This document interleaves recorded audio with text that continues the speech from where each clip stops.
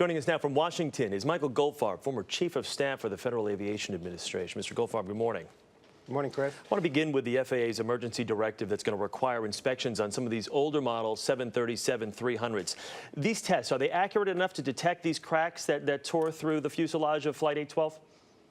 Well, the FAA action today is going to an emergency, what's called airworthiness directive, is a very, very strong action, more so than the Boeing service bulletin for these aircraft. What they're finding, what the board's finding, is that the lap joints where the skin comes together at the most pressurized part of the aircraft, at the crown, at the roof. Prior to this, that's never been inspected other than visually. It was never assumed that you could propagate little cracks there.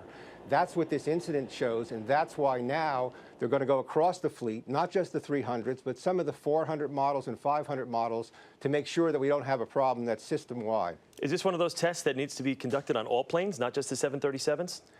That's the second part of the problem. We have a short-term problem. We grounded the planes last weekend.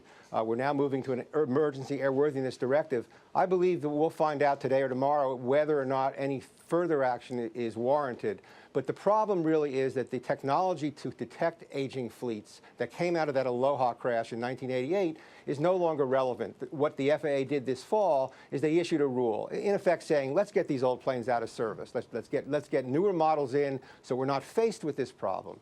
That's an issue because combined with many cycles and repairs and oversight for the maintenance of those planes, if you have problems there, you're creating a potential safety problem. Yeah, like so they're going to use.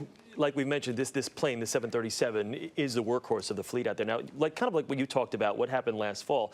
Now, the FAA sent kind of a retirement age, but at the same time, they said, well, you know what, we're going to take 5 years to decide what that retirement age should be for some planes. And then airlines are going to be able to, at their discretion, take a little bit more time to figure out how they can implement that. My question to you as a passenger, should it take that long to figure out if a plane's too old to fly?